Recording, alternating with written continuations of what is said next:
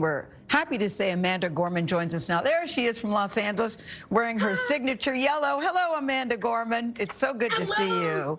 Great to see you and your yellow. I love it. Yes, I knew you were coming today.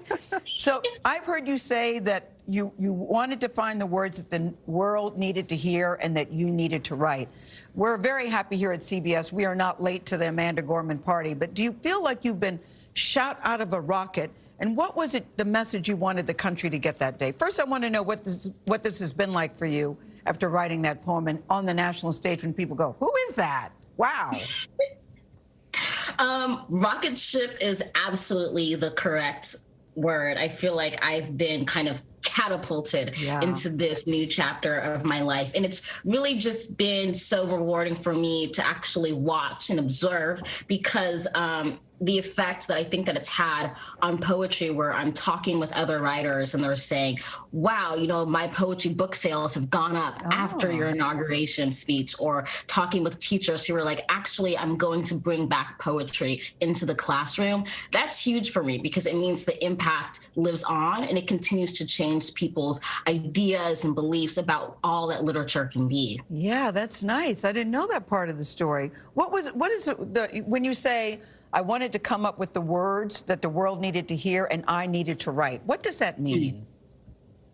Well, it means that for me as a writer, often it's difficult to try to hold yourself to coming up with quote unquote new ideas. For me, I try to hold myself to the standard, which is how do I say old feelings, old ideas, old sensations in a new way so that all of a sudden there exists a language to talk about this pain, to talk about this hope. So for me, it's kind of looking at the full expanse of the human experience right now, particularly as we battle COVID, as we battle racial inequality, and saying, what is the rhetoric that needs to be born in order for us to have a way to talk about this, both with honesty and with hope?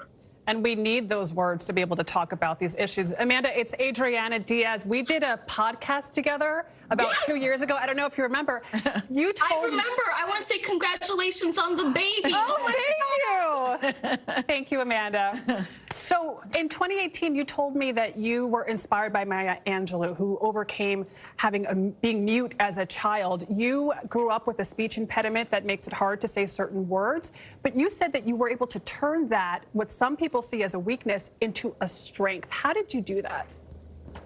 Lots of practice.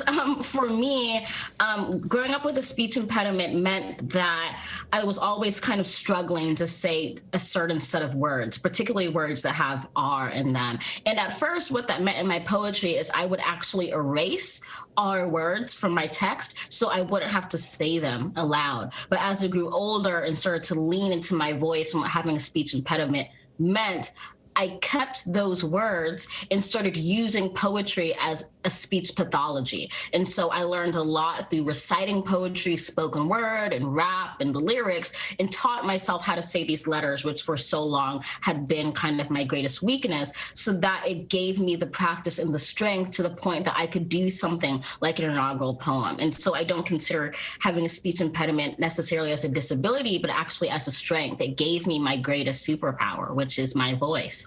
That's a great way to look at it. You know, another unique part of your upbringing, Amanda, is, well, not only that your mother is an English teacher, but that you had family meetings in your household, I believe from the time you were 3 years old, which is early on the family meeting front. How did that help build your love of language and your ability with words?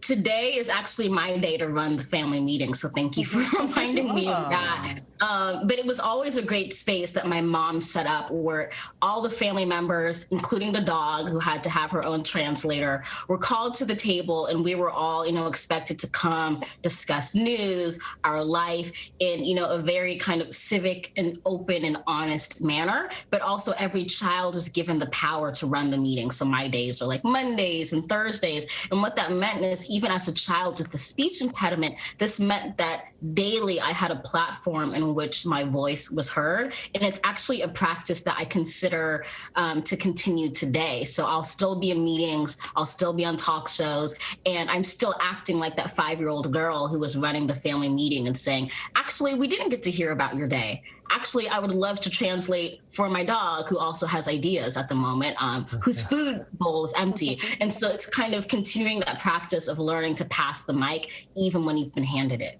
Well, listen, I can't wait to see what happens in 2036. Tony pointed this out, and I love this. You know, on the back of your book, there you are standing in front of the presidential seal.